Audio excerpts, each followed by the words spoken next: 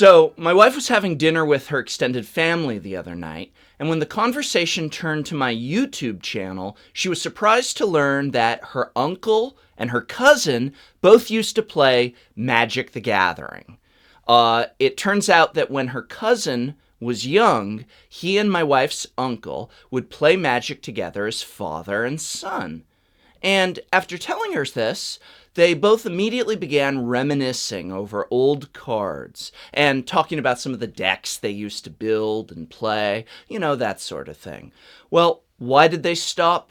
It turns out that when her cousin's main spot to hang out at and play Magic the Gathering at, which was a coffee shop located near his middle school, got the attention of several parents of other Magic playing kids, well, I'm sure you can already see where this is going.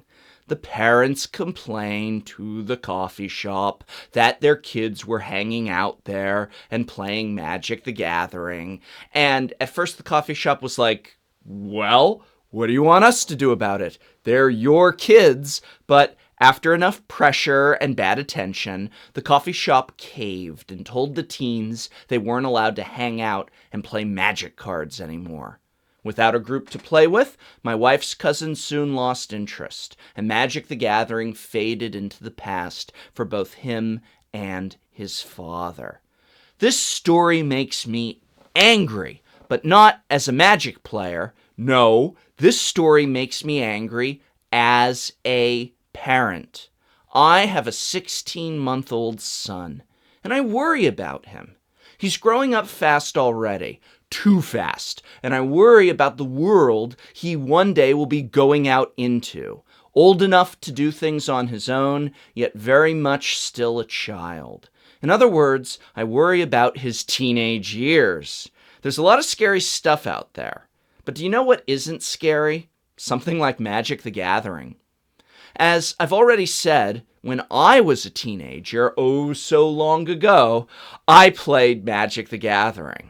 I told you about how at lunch there was this group of kids that I'd play with, but at recess, I was stuck at this sort of satellite campus, which was away from the main school. So since we'd have to spend recess at this little satellite campus where there wasn't really a playgroup or a playground or much more than 3 large bungalows, the classrooms would stay open. And all of the students, we could hang out inside of the classrooms or outside on the benches. Well, my girlfriend at the time and I used to hang out in this one teacher's room. And for the purposes of anonymity, I'll call him Mr. Haggard. And she and I would spend recess playing Magic the Gathering. Well, long story short, too late. Mr. Haggard didn't much like us. I have no idea why. And he didn't like that we would hang out in his classroom and play Magic the Gathering one bit. So one day the principal came in to see us, and she sat down next to us and just watched us playing for a while, and eventually asked, "So, what is it you're doing here?" Now, a voice in my head already knew what was going on, that our principal was here to put a stop to us playing Magic the Gathering. So I thought about this, and I said, "We're playing a card game, but it's actually more like chess. Are you familiar with chess?" Yes, of course, she was. She told me she was a big fan of chess. Well, I said, this game is a lot like chess. Each of the cards is like a chess piece. They can move in different ways and they do different things on the board. But it's more complicated than chess because there's a lot of math involved. I pointed to my Shivan dragon's power and toughness, explained how those numbers interacted with the numbers of my girlfriend's air elemental or whatever it was, how I could choose to add to those numbers by tapping limited resources each turn, such as my mana. "And you both enjoy doing this during your recess?" she asked. "Sure," I said. "Each card has artwork on it to help us remember what the different pieces do. See, I have mountains and a dragon, and she has islands and mermaids. There's also forests," I remember my girlfriend adding. "Do you want to see my green deck? There's elves and fairies in it." The principal smiled and said she'd let us get back to our game. And I will never forget what happened next. With crystal Clarity. I remember her walking by Mr. Haggard's table and then turning to him and incredulously saying, just like this, "There's nothing wrong with what they're doing. I wish more kids spent their recess playing chess and doing math." And out she walked. You know, if those parents had been worried about their kids hanging out after school and playing Magic all day long, well, if they'd done what my principal had done, actually tried to find out what this game was and why their kids were playing it and what it took to play, then they'd have discovered that there's a lot worse things that teenagers could be doing with their time.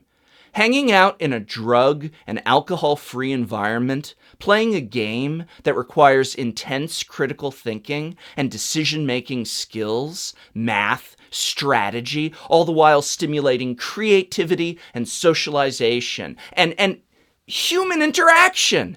This is a game that it's a parent's dream come true. I hope my son plays Magic when he's a teenager. It sure beats him screwing around with wannabe gangbangers or trying God knows what drug because he's bored out of his mind. Magic is not a game for stupid people. I know, you've all met enough obnoxious and dim-witted individuals at your local game store to argue that point. But the truth of the matter is this.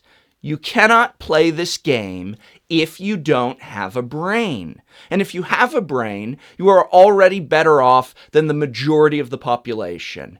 You are going to grow up and go to college, and you are going to get a job, probably one involving math or programming. My God, the number of Magic players who are in programming or engineering.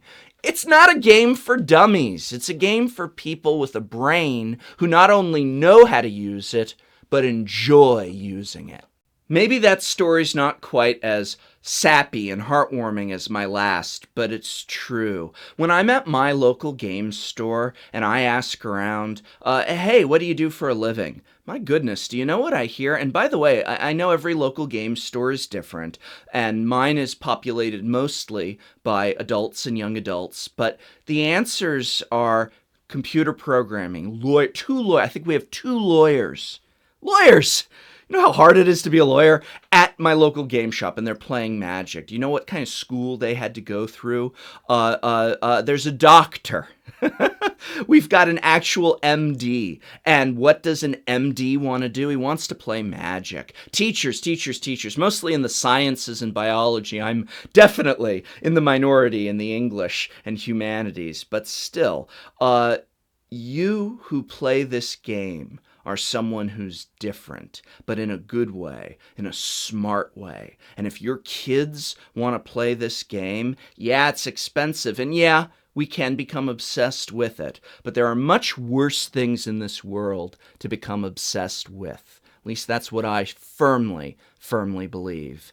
Thank you all so much. It feels like I just made the thank you video for 25,000 subscribers, and by the time it was posted, I'm practically at 30,000, and I promised you guys a Q&A again at 30,000. I didn't say I'd do 30 questions. Maybe I'll choose fewer questions, but ones with longer, more thought-out answers, or I don't know, maybe I'll do 30, or just I'll do as many as I want to do. You're not the boss. Well, yes, you are the boss of me. You are the boss of me, that's right. What do you want, sirs and madams? Ask your questions in the description of this video. This video's description, I'll look at over the next, I don't know, was last time okay? I gave it like about 4 or 5 days, and then I filmed the Q&A and posted it the following week. It's actually working out just the same. This is pretty much 1 month later, and I'll post the next Q&A next week. Post your questions for me in this video. Thank you all so much. I cannot believe how fast we are growing, and that's because of you. I am forever in your debt. Tell me what you want. Don't be, and by the way, gosh, people say to me, I hope you're not mad sometimes, but I have to say this about a problem I had with the video. Your focus was jumping around, or I felt like this was too fast or this was too long. Oh my goodness, don't be sorry. I need that kind of feedback, and I read it, and I know that it's a little bit harder these days for me to respond to every single comment. I can't, but I promise you guys, I'm reading them all. I'm reading them twice, and when you give me feedback like that, my response is nothing but thank you. Thank you all for being so awesome.